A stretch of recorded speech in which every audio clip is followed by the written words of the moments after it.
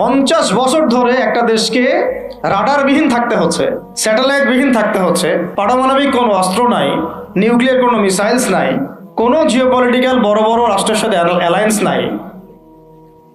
পক্ষান্তরে উল্টা কুফার, তাগুত, মুশরিকদের দাসত্বে আমাদেরকে নিয়ে গেছে। তাহলে 50 বছরের খেয়ানতের লিস্ট করলে মানে এক আসমান থেকে দ্বিতীয় আসমান পর্যন্ত হবে আর কি লিস্টটা।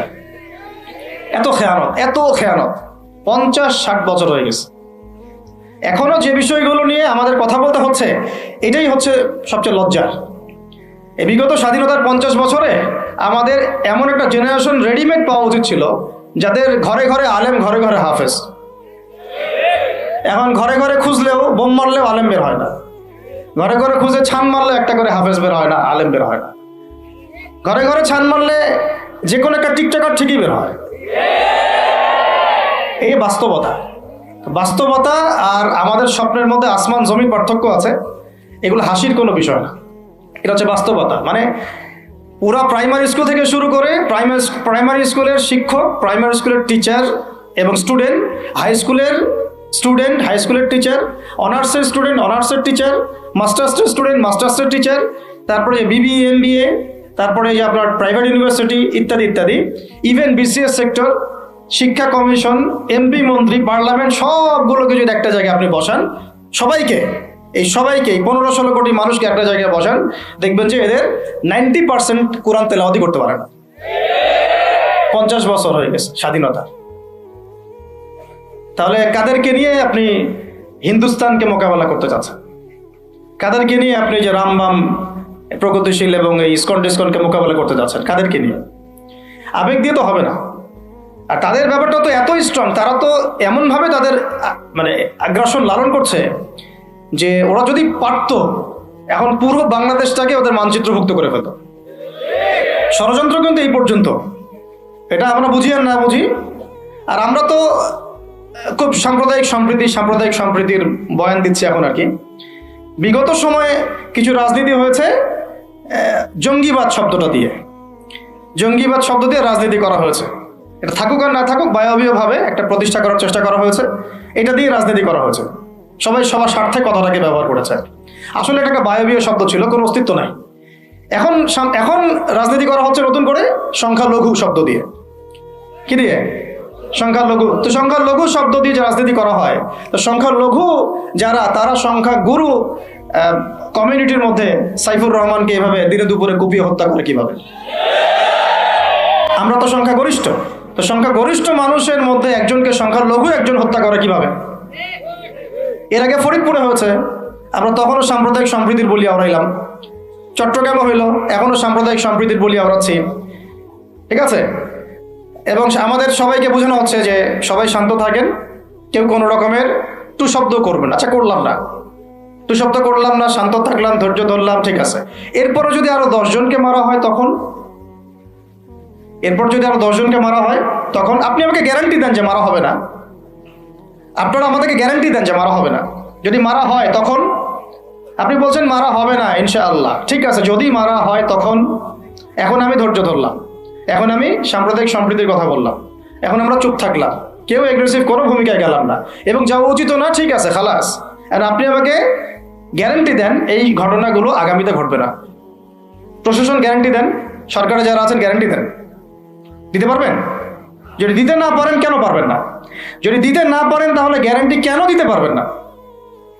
তার মানে আপনার প্রশাসন ফেল করেছে এখানে। সেই ভাইকে হত্যা করা হয়েছে, সেই ভাইয়ের হত্যাকারী যদি 20 জন 30 জন হয়, প্রশাসনের পক্ষে এটা কোনো বিষয় না 30 জনকে কারাগারে নিয়ে আসা এবং আচ্ছা মতো রিমান্ডে সিদ্ধ ডিম ঢোকানো, কোনো বিষয় না। রিমান্ডে ওলামায়ে কেরামের পা ভেঙে দিতে পারেন, তাহলে এটা কেন পারছেন না?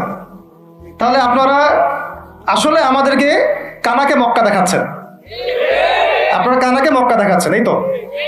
এখন যদি গ্যারান্টি না দিতে পারেন, তার মানে এই সমস্যাটা থাকতে পারে। গ্যারান্টি না দিতে পারার অর্থই হচ্ছে আপনি নিজেই ভয় পাচ্ছেন, নিজেই আপনি শিওর না যে সমস্যাটা আসবে কিনা। কারণ আপনি জানেন যে আমি সমস্যাটাকে ডিল করতে পারি না, আসতেও পারে, এই জন্য আমি গ্যারান্টি দিতে পারছি না। আমাদের উপদেষ্টাদেরকে বলেন গ্যারান্টি দিতে যে এরকম ঘটনা আগামী তার কখনো ঘটবে না। আমরা তো সবাই শান্ত আছি, কেউ তো একটা টোকাও পর্যন্ত দেয়নি, কাউকে দিয়েছেন?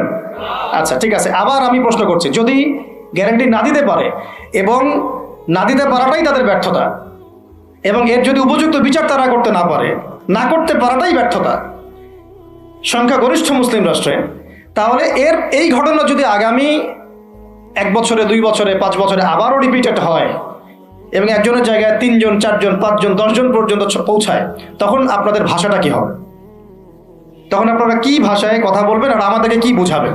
এটা আমার প্রশ্ন। আরো প্রশ্ন আছে, সাইফুর রহমান যদি আপনার ছেলে হইতো তাহলে কি হতো? সাইফুর রহমান যদি আমাদের উপদেষ্টাদের কেউ হতো তাহলে কি হতো? সাইফুর রহমান যদি আমাদের যে ওলামায়ে কেরামগণ, শ্রদ্ধার সাথেই বলছি, বিনয়ের সাথে, আপনাদের যদি ছেলে হতো আপনারা কি সেম কথা বলতেন কিনা? সাইফুর রহমান যদি আপনার মেয়ের জামাই হতো তাহলে আপনি সেম কথা বলতেন কিনা? এই জায়গাগুলোতে অনেক গ্যাপস আছে। আমাদের এত স্বার্থপর চিন্তা চেতনা যে আমার তো আর নিজের ছেলে মরে নাই, আমার তো আর নিজের ভাইকে মারা হয় নাই, আপনি তো তাকে আপনার ভাই মনে করতে পারছেন না। এখন পর্যন্ত আপনি সাইফুর রহমানকে আপনার ভাই মনে করতে পারেন নাই। সবাই চুপ। আর আমাদের কিছু সুরসুরি মানহাজের কিছু মানুষ আছে, সুরসুরি আর গিরগিটি মানহাজ, মানে তাগুতের নাম এক্স হইলেও তার পক্ষে, ওয়াই হইলেও তার পক্ষে, জেড হইলেও তারই পক্ষে, সবসময় চুপ। একদম সুরসুরি মার্কা ঠান্ডা ঠান্ডা মানহাজ মানুষকে দেওয়া হয়, এবং তারা একটু জনপ্রিয়, এই কারণে জনগণও চুপ হয়ে যায়। তাদের একটা স্ট্যাটাস দেখে মানুষ চুপ। হ্যাঁ, আমার তো আকাবির, আমার তো অমুক, আমার স্কলার এই বলছে, আমার শায়েক এই বলছে, বাস আমি চুপ। আপনি তো নিজের চিন্তাটাকে বিক্রি করে দিয়েছেন মানুষের কাছে, নিজের চিন্তাটাকে আপনি বিক্রি করে দিয়েছেন। তো একজন সেলিব্রিটি স্কলার এসে একটা স্ট্যাটাস দিল যে সবাই শান্ত থাকেন, কেউ কোনো কথা বলবেন না। কেন কথা বলবো না আমি? শান্ত থাকেন বলার আগে আপনার বলা উচিত ছিল যে আমার ভাইকে এভাবে মারা হয়েছে, আমি তীব্র নিন্দা জানাই এবং এর বিচার আমি দাবি করি। তারপরে আপনি বলতে পারতেন আপনারা শান্ত থাকেন, আমরা বিষয়টা ডিল করছি। এই যে ব্রেন ওয়াশ, এই যে আমাদের একটা জজবাকে এভাবে দমন করে দেওয়া হচ্ছে, এর ফলাফল কিন্তু আপনাদেরকে ভোগ করতে হবে। আচ্ছা ঠিক আছে, 10 জন মারা হলো, চুপ করে থাকেন, ভালো কথা। আরো 100 জন মারা হলে তখনই কি চুপ করে থাকবেন? যদি একটা জেলার উপর আক্রমণ হয় তখনই কি চুপ করে থাকবেন? আপনারা শয়তান থেকে পালাতে চাচ্ছেন, কিন্তু শয়তান তো আপনাকে ছাড়বে না। আপনি কিছু বলেন আর নাই বলেন, আমি বলছি না এখনই বলেন, আমি বলছি আপনি এই হত্যার উপযুক্ত বিচার আমাদের সামনে নিশ্চিত করেন। জাতির সামনে এই 20-30 জন লোককে হাজির করে প্রকাশ্যে ফাঁসি দিয়ে দেখান যে হ্যাঁ আমরা সাইফুর রহমানের পক্ষে আছি। কিছুই করতে পারেন নাই পর্যন্ত, আপনারা কিছুই করতে পারেন নাই। ফরিদপুরের ঘটনা কিছু করতে পারেন নাই। এরকম ঘটনা বিচ্ছিন্ন না, এরকম ঘটনা বাংলাদেশের লাস্ট 5 বছরে এবং বিগত 15 বছরে অনেকগুলো হয়েছে। কিছু ঘটনা আমরা জেনেছি, কিছু ঘটনা আমরা জানি না, বেশিরভাগই আমরা জানি না। তো এই যে সমস্যাগুলো আমি সিরাত থেকে কেন বলছি, কারণ সিরাতে আপনাকে এগুলো সমাধান দেবে। আর এই বিষয়টা আমাকে খুব পীড়া দিচ্ছে ভিতর থেকে, যেটা আমাদের আচরণ, আমরা যে এত বেশি মানে দাসত্বের একটা ইয়াতে চলে আসছি, মেজাজটা আমাদের দাসত্বের মধ্যে চলে আসছে। আমরা শত্রুর চোখে চোখ রেখে কথাই বলতে পারি না। শত্রুর চোখে চোখ রেখে কথা না বললে তো সে আমাকে দাম দিবে না।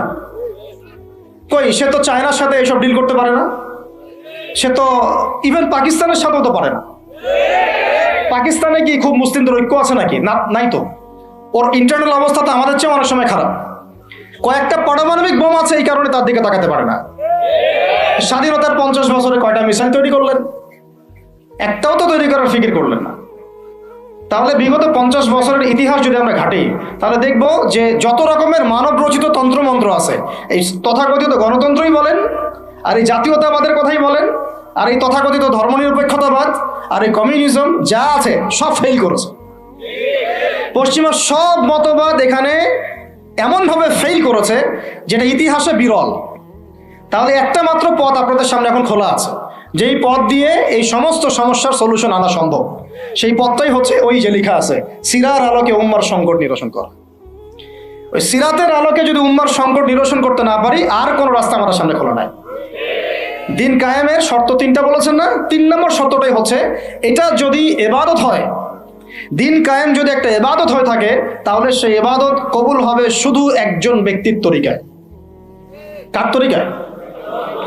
মুহাম্মদ রাসূলুল্লাহ সাল্লাল্লাহু আলাইহি ওয়াসাল্লামের তরিকায়। ইবাদত হতে হবে এক আল্লাহর জন্য, হালাল রিজিক থাকতে হবে, এবং তরিকা হতে হবে কার? মুহাম্মদ রাসূলুল্লাহ সাল্লাল্লাহু আলাইহি ওয়াসাল্লাম। তো মুহাম্মদ সাল্লাল্লাহু আলাইহি ওয়াসাল্লামের তরিকাই হচ্ছে সিরাত, যেটার মধ্য দিয়ে আমরা দিন কায়েম করব ইনশাআল্লাহ। আর কোনো রাস্তা খোলা নাই। যত তন্ত্রমন্ত্র নিয়ে আসো, যত তন্ত্রমন্ত্র, এখন তো 4-5টা আছে, আরো যদি নতুন কোনো তন্ত্রমন্ত্র নিয়ে আসে, তারপরেও এই জাতির মুক্তির কোনো পথ নাই সিরাত ছাড়া। এখন আমাদেরকে আগে সিরাত পড়তে হবে ভাই, সবাইকে আগে সিরাতটা পড়তে হবে। সিরাত পড়লে পরে আপনারা বুঝতে পারবেন যে ইনশাআল্লাহ তাআলা কোন পথে আমাদেরকে হাঁটতে হবে। এখানে টপিক অনেক ডিপ দেওয়া হয়েছে, অত ডিপে গেলে আমাদের সারা রাত চলে যাবে। আমি শুধু ভাষা কয়েকটা পয়েন্ট বলতেছি, একটু মনোযোগ দেন।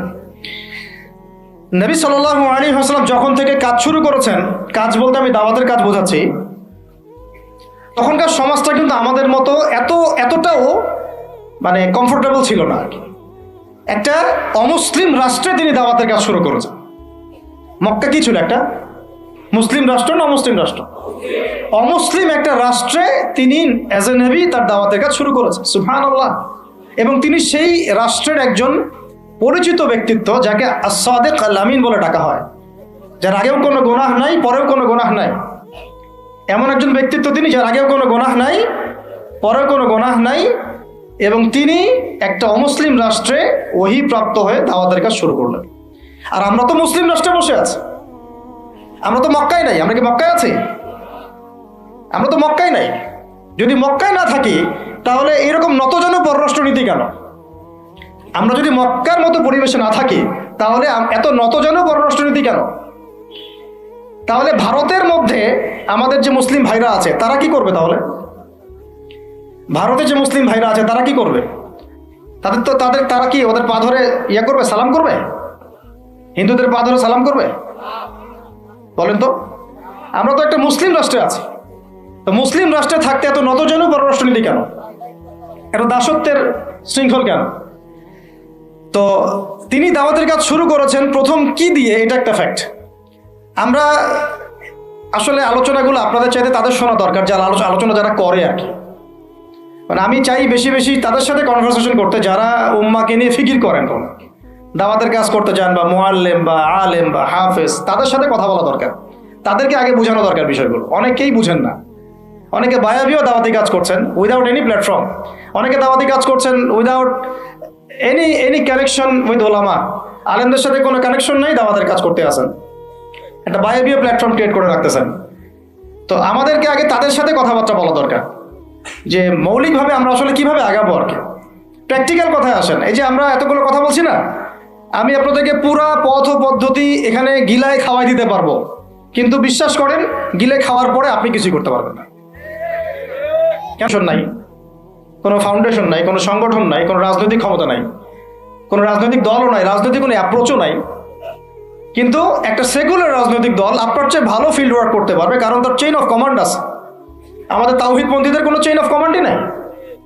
বলে আসতেছি বিগত 5 বছর 10 বছর থেকে একই বয়ান, মাথায় ঢুকে না জিনিসটা, যে চেইন অফ কমান্ড বলে একটা কিছু আছে। যেখানে একজন আমির নাই, যেখানে একজন ইমারা নাই, একটা আমির নাই, আস-সামউ ওয়া তাআ নাই, বায়আ নাই, যেখানে শুনলাম মানলাম আনুগত্য করলাম, আমির মামুর জামাআ ইমারা এগুলো নাই, সেখানে তো চেইন অফ কমান্ড আসবে না। তাবলীগ জামাত কাজ করছে না? করছে কিনা? একটা শুরা পর্ষদ আছে না, শুরায়ে নিজামি আছে না, আমির আছে না, কাজ করতেছে, ফলাফল পাচ্ছে মাশাআল্লাহ। জামাত ইসলাম কাজ করছে না? একটা চেইন অফ কমান্ড আছে, প্রত্যেকটা জেলায় জেলায় শাখা আছে, তারা তাদের উপরের লেভেল থেকে কোনো ডিরেকশন আসলে সেটাকে রুট লেভেলে বাস্তবায়ন করছে। তারপরে ধরেন যে ইভেন এই যে আওয়ামী লীগ চলে গেল, তার একটা চেইন অফ কমান্ড ছিল না? ছিল কি না? উপরে যে বলতো জঙ্গি, নিজের ওই ব্যক্তিও বলতো হ্যাঁ এই জঙ্গি, এমন একটা চেইন অফ কমান্ড ওদের ছিল না? এখন বিএনপি যারা রাজনীতি করতেছে ওদের নাই? আছে। এখন আপনি বলেন যে ইসলামপন্থীদের রাজনৈতিক দল কয়টা? একটা আছে আমাদের শাসনতন্ত্র, একটা হচ্ছে হেফাজতে ইসলাম। আর কি? হেফাজতে ইসলাম তো আসলে কোনো রাজনৈতিক ব্যাকগ্রাউন্ড থেকে আসে নাই, এটা এসেছে, আপনারা তো জানেন হিস্ট্রি, কোন প্রেক্ষাপটে এটা তৈরি হয়েছে, শাপলা চত্বরে ঘটনা, তাই না? আর জামাত ইসলাম। আর কথা হচ্ছে যে আমাদের তো মানে পৃথক পৃথক প্ল্যাটফর্মগুলোর মধ্যে একটা ঐক্যবদ্ধ সমন্বয় সবার আগে দরকার, তারপরে আমাদের একটা বৃহত্তর চেইন অফ কমান্ড দরকার। তখন কি হতো যে উপর থেকে একটা কিছু ছেড়ে দিলে একদম নিচ পর্যন্ত আসতে সময় লাগতো না। এখন এগুলোর বাইরে আবার যারা চান যে না কোরআন এবং হাদিস, ইসলামী ইমারা শরিয়া এগুলো বাস্তবায়ন হবে, দাওয়াতের সাথে সাথে জিহাদ থাকতে হবে এবং আমরা কোনো গণতন্ত্র, সেকুলারিজম এইসব পশ্চিমা আদর্শে যাব না, তারা ফেসবুকে বায়োবিও ঘুরে বেড়াচ্ছেন। সবাই ফেসবুকে বায়োবিও ঘুরে বেড়াচ্ছেন, ইউটিউবে ইন্ডিভিজুয়ালি কাজ করছেন, সবার নিজস্ব স্বতন্ত্র মার্কাস, মাকতাবা ইত্যাদি ইত্যাদি, কোনো সমন্বিত প্রয়াস নাই। এইভাবে তো হবে না। এইভাবে কি হবে? সর্বোচ্চ এককভাবে কিছু দাওয়াত দেওয়া যাবে। কিন্তু নবী সাল্লাল্লাহু আলাইহি ওয়াসাল্লাম ওহী প্রাপ্ত হওয়ার পরেই দাওয়াতের যে কাজ শুরু করলেন, এটাই চেইন অফ কমান্ড। সুবহানাল্লাহ। একটা জামার মধ্যে তিনি সবাইকে নিয়ে আসছেন। খেয়াল করে দেখেন, প্রথম ওহী আসলো কি সংক্রান্ত? ইকরা বিসমি রাব্বিকাল্লাযী খালাক। এই তো পড়ুন আপনার রবের নামে যিনি আপনাকে সৃষ্টি করেছে। তো পড়া, তিনি কি পড়তে পারতেন? তিনি তো পড়তেও পারতেন না। তিনি তো বলছিলেন যে মা আনা বিকারি, আমি তো পড়তে জানি না। তারপরে তাকেই পড়তে বলা হচ্ছে, আপনি পড়ুন। কারণ এই জ্ঞানতাত্ত্বিক রেভলিউশন ব্যতীত সমাজ সংস্কার সম্ভব না। এখন আমরা সমাজ সংস্কার সবাই করতে চাচ্ছি, কম বেশি সবার জায়গা থেকে। পড়াশোনা কেউ করতে চায় না। আল্লাহর কসম করে বলছি, যারা ইভেন দাওয়াতের কাজ করছে এইসব জায়গায় আমরা যারা দাঁড়ায় আছি না, তাদের অনেকেই ওলামায়ে কেরামের সাথে কোনো তাআল্লুকই নাই, কোনো সিলেবাস নাই, কোনো পড়াশোনা নাই, কোনো ক্রাইটেরিয়া নাই, কোনো অ্যারাবিক শেখার কোনো ফিকির নাই, কোরআন শেখার কোনো ফিকির নাই, তাফসির শেখার কোনো ফিকির নাই। আমি দাওয়াতের কাজ করতেছি, সুবহানাল্লাহ, মানুষ আমাকে সেলিব্রিটি মনে করে, দ্যাটস অল। এভাবে হয়? এভাবে কি দাওয়াতের কাজ হয়? অথচ নবী সাল্লাল্লাহু আলাইহি ওয়াসাল্লামকে আল্লাহ পাক পড়তে বলছেন। তাহলে প্রথম দরকার আমাদের জ্ঞানতাত্ত্বিক রেভলিউশন। যেটা বললাম যে বিগত 50 বছরে অলরেডি আমাদের ঘরে ঘরে একজন করে আলেম, একজন করে হাফেজ থাকা উচিত ছিল। এটা বিগত 50 বছরের শিক্ষা সিস্টেমটা এমনভাবে সাজানো হয়েছিল যেটা একটা ধর্ম নিরপেক্ষ শিক্ষা সিস্টেম। এটা এই যে একটা ছেলে বসে আছে 30 বছর বয়স, ওর তো অধিকার ছিল যে সে এসএসসি, এইচএসসি, অনার্স মাস্টার্স লেভেলে এসে কোরআনের অর্থ করার যোগ্যতা অর্জন করবে। এটা তার রাইটস ছিল অ্যাজ এ মুসলিম কান্ট্রির একজন সিভিলিয়ান হিসাবে। তার রাইটস ছিল এটা, যে আমি একজন মুসলিম কান্ট্রির সিভিলিয়ান, আমার রাইটস আছে স্কুলে গিয়ে কোরআন শেখার, কলেজে গিয়ে কোরআনের তাফসীর শেখার, অনার্স লেভেলে গিয়ে হাদিস পড়তে শেখার, হাদিসের মুতাআলা করার। ইভেন সে মাস্টার্সের পরে ইফতা দেওয়ার মতো যোগ্যতা অর্জন করতে পারতো যদি শিক্ষা সিস্টেমটার মধ্যে সমন্বয় থাকতো। কিচ্ছু করা হয়নি এইসব লেভেলে। 50 বছর ধরে এই জাতিকে শিক্ষার অন্ধকারে রাখা হয়েছে। কওমি মাদ্রাসাগুলো যদি না থাকতো, এই দেশ থেকে ইসলামকে মিটাই ফেলে দিত এরা। এটা বাস্তবতা। শুধু কওমি মাদ্রাসাগুলোর এই মেহনতগুলো যদি না থাকতো, তাহলে অরিজিনাল ইসলামকে তারা মিটাই ফেলে দিত বাংলাদেশ থেকে। টিকে আছে এখন। কিন্তু আমি ওইদিকে যাচ্ছি না, ওইটা অন্য আলোচনা। এটা আমাদের ভিতরের কথা হচ্ছে, একজন জেনারেল শিক্ষিত ছেলে যে এদেশের মুসলিম নাগরিক, তার রাইটস আছে প্রাইমারি স্কুলে সে কোরআন তেলাওয়াত করা শিখতে পারে নাই। কেন পারে নাই? পিতা মাতাও তো মাশাআল্লাহ সুবহানাল্লাহ সেই কোয়ালিটি। ছেলে 10 বছরে কিছু শিখুক না শিখুক, বাংলা, ইংরেজি, অঙ্ক তাকে শিখতে হবে। কোরআন হাদিস এগুলো তো কোনো বিষয় না। এগুলো কোনো বিষয় হলো?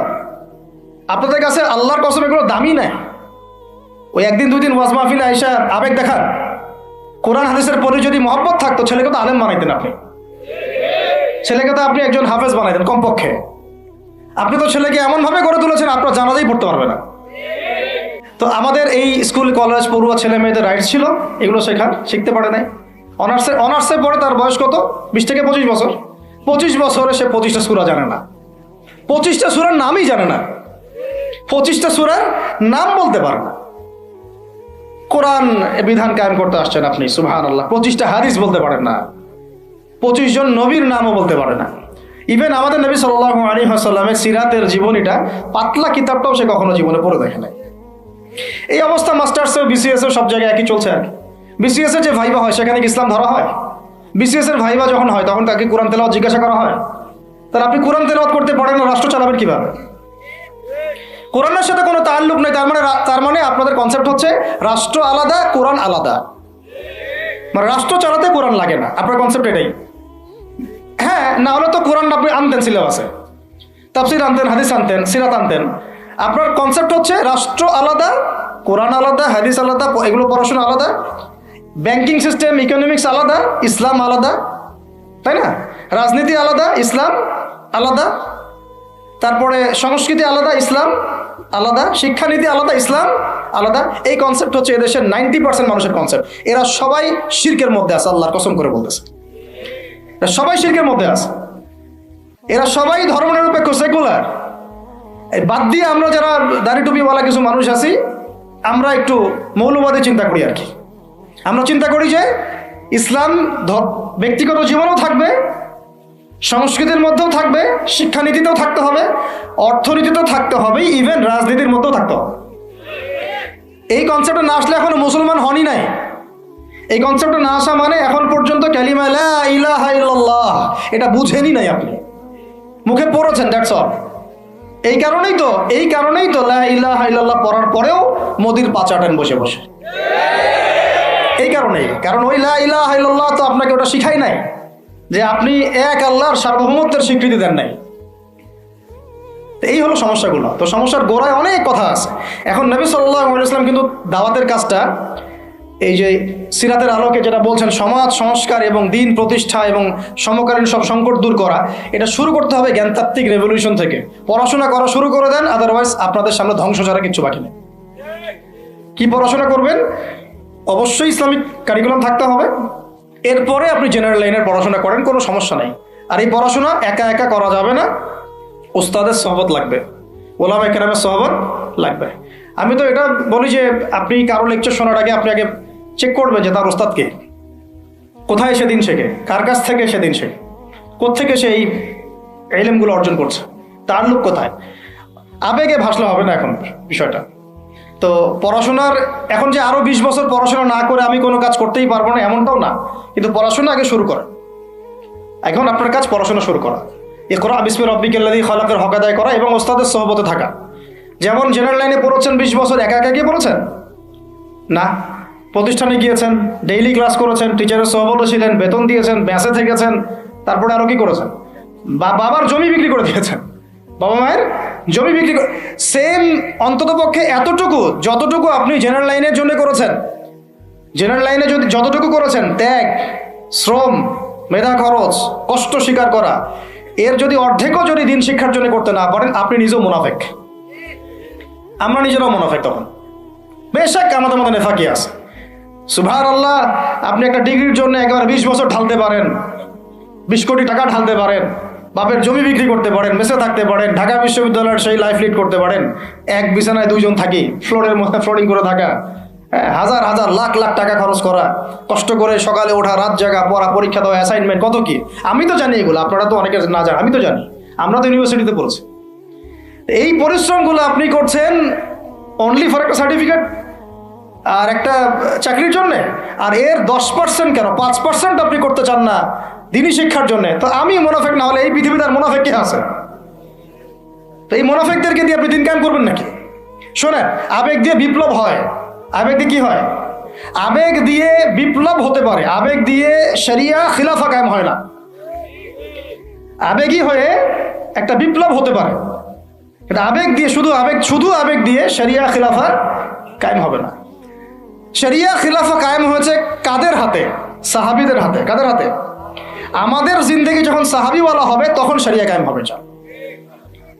পড়াশোনা করে না, সাহাবীওয়ালা জিন্দেগি কিভাবে যাপন করবে? ওলামায়ে কেরামের সাথে তাআল্লুক নাই, সাহাবীওয়ালা জীবন কিভাবে যাপন করবে? নামাজের ঠিক নাই, সাহাবীওয়ালা জীবন হইল কিভাবে? কোরআন তেলাওয়াত করতে পারেন না, সাহাবীওয়ালা জীবন হইল? দিনের জন্য আমর বিল মারুফ নাহি আনিল মুনকারের কাজ নাই, ওই যোগ্যতাও নাই, তাহলে সাহাবীওয়ালা জীবন হইল কি? চেহারা সুরতের মধ্যে ইসলাম নাই, সুন্নতের প্রতি পাবন্দি নাই, সাহাবীওয়ালা জিন্দেগি হলো কি? সাহাবীদের হাতে বদর যুদ্ধ হয়েছে, জয়লাভ করেছে। উহুদ প্রায় জিতেইছি, এটা জিতেই বলা যায়, সাময়িক বিপর্যয় হয়েছে। খন্দক, খায়বার, মুতাইয়ার মুখ কাঁপিয়ে দিয়েছে কারা? সাহাবীরা। তো সাহাবীওয়ালা ইমান, সাহাবীওয়ালা আমল, সাহাবীওয়ালা আখলাক, সাহাবীওয়ালা মেহনত হলে পরে বাংলার মাটিতে দিন কায়েম হবে। চল না হওয়া পর্যন্ত এই লাভঝাপ করতে থাকা, আজকে এই বিষয়ে কালকে ওই বিষয়ে, আজকে এই ইস্যু কালকে এই ইস্যু, এগুলোই চলতে থাকবে। আমরা এটা চাই না। আমরা চাই এখন যেহেতু দাওয়াতের একটা সুবর্ণ সুযোগ আমাদের সামনে এসেছে, এখন যেহেতু আল্লাহ পাক, এটা আল্লাহ পাকের রহমত, এখানে সবাই ক্রেডিট নেওয়ার প্রতিযোগিতায় লিপ্ত আছে। আমার ক্রেডিট হয়েছে, আমি এই করেছি, আমি সেই করেছি। এখন তো এমন দেখা যাচ্ছে যে ওই সময় কিছু বলেও নাই, সেও এসে এখন প্রধান উপদেষ্টার পাশ আটতেছে বসে বসে। কি সুবহানাল্লাহ! মানে রক্ত দিল এক ভাই, মানে বছরের পর বছর কারাগারে পচে মরল একদল, বছরের পর বছর, দিনের পর দিন, মাসের পর মাস আয়না ঘরে ধুকে ধুকে মরল আর একদল। ঠিক আছে, বললাম তখন থেকে বের হলে কেউ সুস্থ থাকে না। বছরের পর বছর মামলা মোকদ্দমা হচ্ছে একদল, এক একজনের ঘাড়ে 3টা 4টা 5টা 10টা 20টা করে মামলা।